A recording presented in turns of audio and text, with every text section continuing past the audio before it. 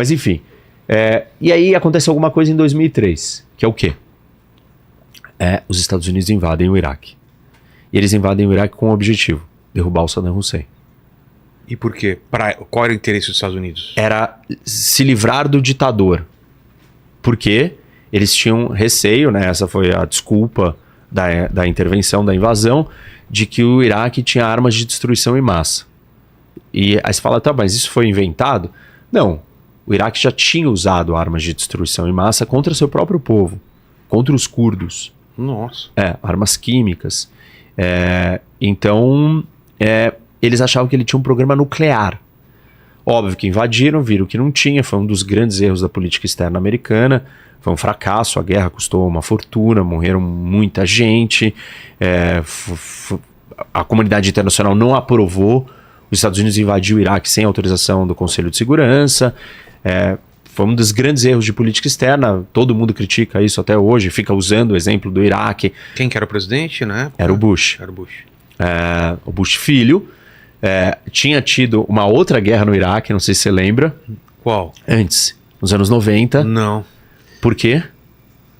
O Saddam Hussein invade o Kuwait. Verdade. E aí o Bush pai... É mesmo, Bush pai e depois o Bush filho. Não, isso. E aí todo mundo diz, uma parte da explicação da guerra do Iraque, falam que o Bush filho, ele tinha um complexo com o pai e queria terminar o trabalho, né, a operação do pai que não deu certo, que não finalizou. Então ele queria se provar maior que o pai, por isso ele quis invadir. Tá. Enfim, mas até pode ser que ele tinha alguma coisa ali com aquilo. Tinha alguma coisa a ver com o Irã? Não. De servir os interesses do Irã? Não. Estados Unidos? Não tinha. Aliás, esse é um grande erro, né, que os americanos cometem. Porque eles vão resolver uma coisa... E acabam criando um problema maior. Isso. Mesma coisa com o Osama, né? Isso. Armaram lá... Isso, armaram, treinaram... É que assim, eles armaram, treinaram o Bin Laden numa época, num outro contexto, para uma outra coisa. Sim. Assim, tipo, você vai dizer para mim, o Bin Laden não viraria quem ele virou?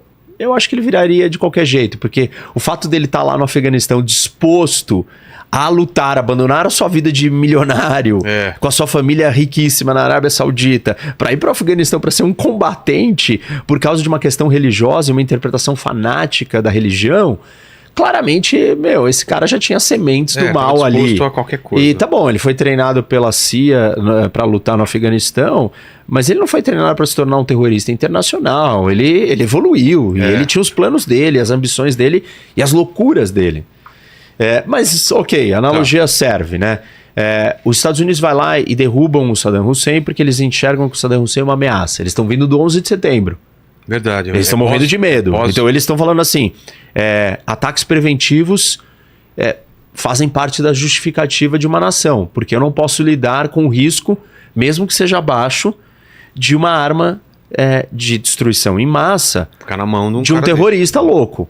Então aí, né, o mundo os Estados Unidos está se sentindo acuado, e ele parte para o Afeganistão, e na sequência o Bush filho fala, agora nós vamos para o Iraque. E aí derrubam o Saddam Hussein. Quando eles derrubam o Saddam Hussein, eles invertem o equilíbrio de poder do Iraque. Por quê? Você tira a minoria que estava no poder e abre o espaço para a maioria retomar o poder, a maioria xiita. Quando acontece isso, aí quem passa a dominar o Iraque? O Irã. O Irã. Então, os Estados Unidos pensa que ele está indo resolver um problema e ele está criando um outro problema, talvez maior até. E essa é uma das grandes dificuldades nas relações internacionais. As coisas estão sempre interligadas. Você tenta fazer uma coisa aqui, você vai afetar uma outra lá. Borboleta, né? De muitas maneiras. E não tem como você medir o que vai acontecer.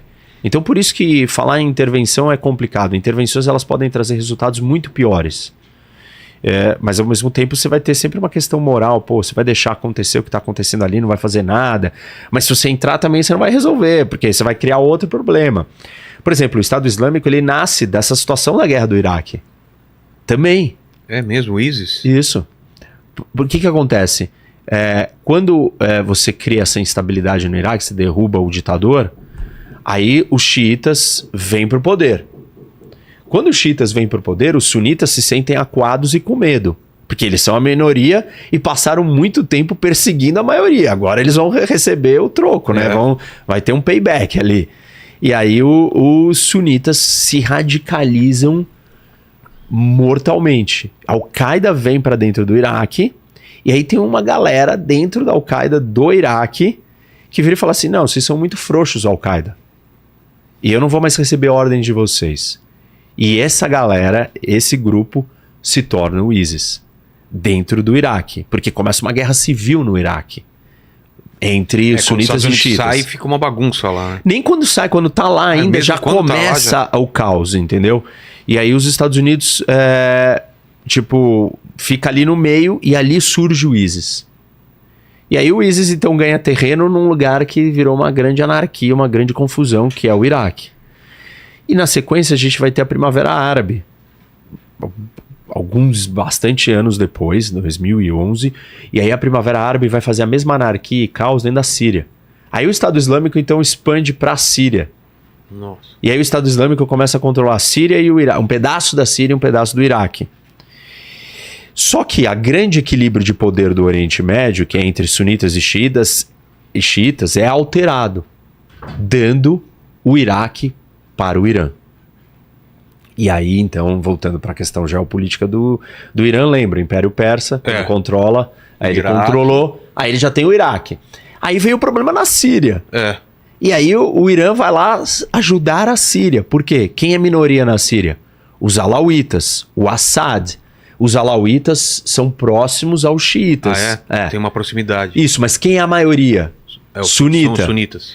Então, os países árabes, todos sunitas, viram e falam assim, bom, tá bom. A gente perdeu o Iraque, que é um país árabe, supostamente dentro da esfera de influência dos persas. Perdemos um grande país árabe para os persas.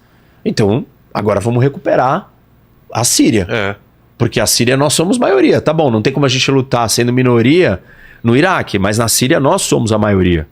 E aí a Arábia Saudita, todo mundo entra ajudando o lado dos sunitas.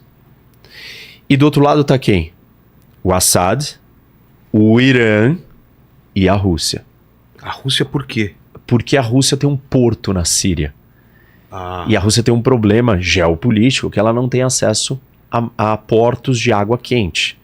Então, para ela ter posições fora em outros lugares é muito importante. O Oriente Médio é um lugar também relevante, porque é uma zona de compressão, né? Pressão no mundo, de encontro de 3 continentes. E passagens muito estratégicas, Canal de Suez, acesso ao Mediterrâneo, Bab el-Mandab, que é a saída ali no Iêmen, na Etiópia, para o Índico, então o Golfo Pérsico. E a Rússia fala, bom, eu tenho que voltar para esse lugar, quer dizer, eu não posso perder esse lugar, que eu tenho um porto ali, tenho uma base naval. E aí, então, o Irã antes estava só lá dentro, agora ele já está no Iraque, agora ele está na Síria. E ele já estava no Líbano. Já estava? Já, por causa do Hezbollah. Que é um braço do Irã no Líbano. Porque dentro dos libaneses muçulmanos, você tem uma parcela da população que é xiita. E por isso que o Hezbollah tem tanta força dentro do Líbano. O que é o Hezbollah? O Hezbollah é uma organização terrorista no Líbano que tem uma representação política também. Então ele tem um braço político, mas ele é uma organização terrorista. Existem pessoas que não acham que ele é uma organização terrorista, nem todo mundo classifica, o Brasil não classifica o Hezbollah como uma organização terrorista, mas Estados Unidos e Europa classificam.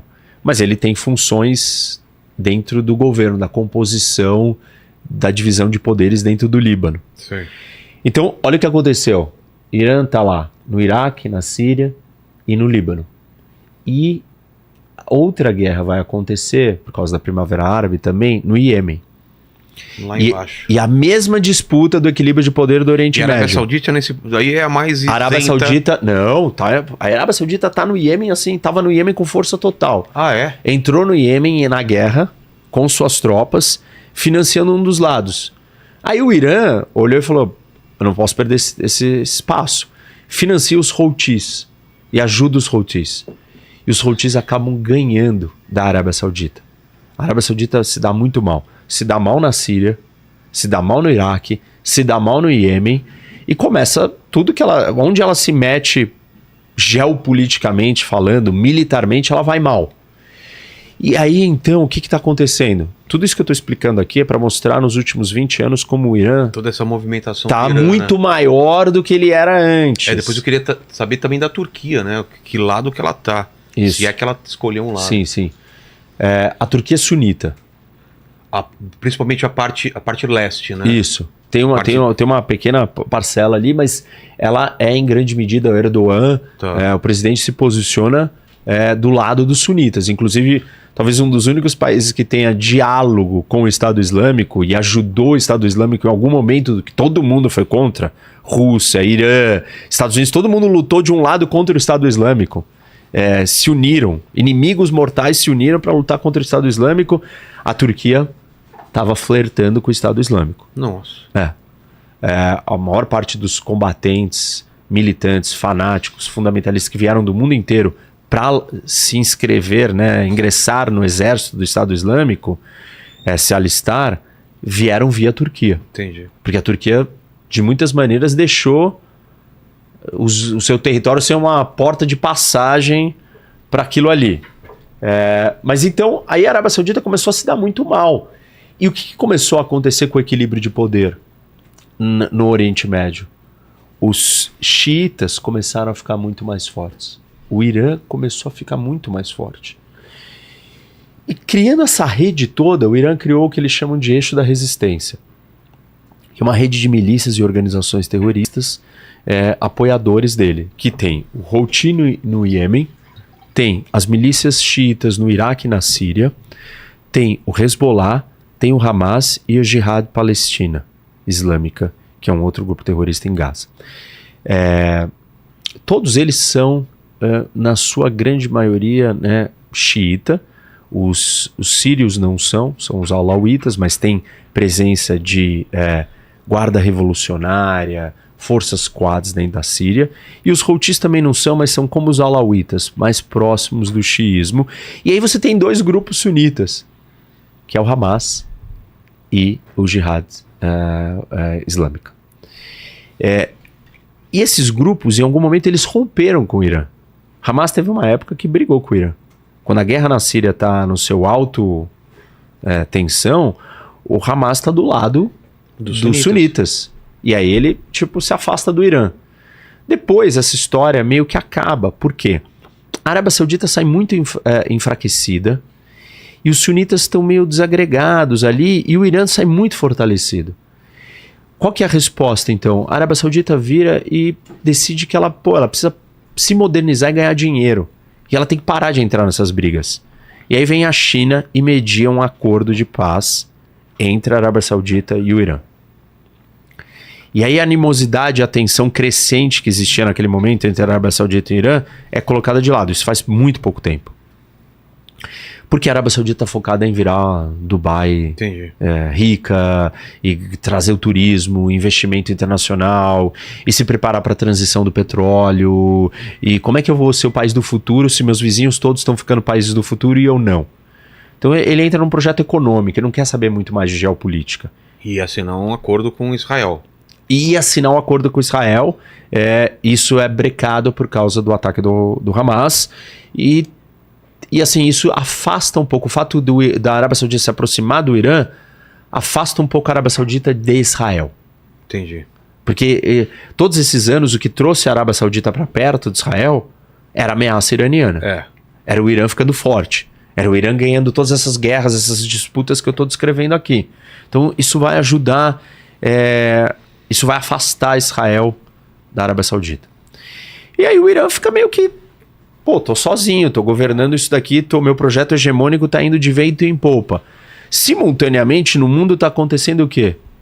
A Rússia coloca as asinhas de fora e fala, não, agora eu vou invadir um país e anexá-lo. Quebra a ordem de não invadir fronteiras, não atacar. E a China também cada vez mais agressiva. E aí esses países começam a conversar. Então o Irã começa a perceber, olha, agora é minha vez. Agora tá na hora de eu mandar no Oriente Médio. Eu ser a grande potência. A Turquia, nessa história, ela já teve mais problemas com o Irã. Historicamente tem muitas disputas. uma das disputas que tem, por exemplo, é do Azerbaijão com o Irã. O Azerbaijão, aquele território ali em cima, bem em cima do Irã, ali no Mar Cáspio, Sim. que invadiu a Armênia, eles são xiitas. Só que eles são xiitas de origem turca e não persa. Ah, tá. Então eles. E uma parcela grande, por volta de 20% da população do Irã é de azeri, etnia azeri. O Irã tem um problema com o Azerbaijão. Ele olha para o Azerbaijão como, pô, esse cara aqui pode juntar esses 20% da minha população separatista e acabar com um pedaço do Irã. E quem defende o Azerbaijão é a Turquia. Então existem disputas e muitos choques entre o Império Persa e os turcos, sempre brigaram. Mas a Turquia está muito mais num projeto também de se tornar uma ditadura, se aproximar da Rússia, do que querer confrontar o Irã. Então ela tá quieta. Ela teve uma virada que eu tive há 2 anos atrás, estava próximo da eleição e parece que ela deu uma virada mais para esse lado religioso do que era, né? Isso. Religioso e tal. E assim, ela não tá entrando tanto na disputa intra-religiosa, né, de sunita e xiita, mas está muito mais nas ditaduras e religião, comprando muito mais essa ideia de tô contra o Ocidente, apesar dela ser da OTAN. Ela é um país bastante complicado. A geografia dela mostra. Isso. Uma parte na Europa, uma parte na Ásia. Então ela tem um pé em cada lado, literalmente. E a política externa dela e o posicionamento estratégico também tem um pé em cada lado. E tem um pé na Rússia, e amiguinho do Putin. E geograficamente ela está muito bem localizada. Muito, ela é o centro do mundo, assim, tipo, ela é um elo, uma ponte de conexão entre o Ocidente e o Oriente. Tem um vídeo no meu canal, a Geopolítica da Turquia, também gigante, todo mundo adora. Eu explico muito isso, e a Turquia literalmente ela fica se equilibrando em todos os lados. Então ela não tá tomando uma posição, ela tá mais olhando de fora, tentando agradar a OTAN, agradar a Europa, agradar os Estados Unidos, agradar a Rússia, agradar o Irã, agradar os outros países do Oriente Médio. Só tá mais agressiva contra Israel. Isso já faz algum tempo. Porque isso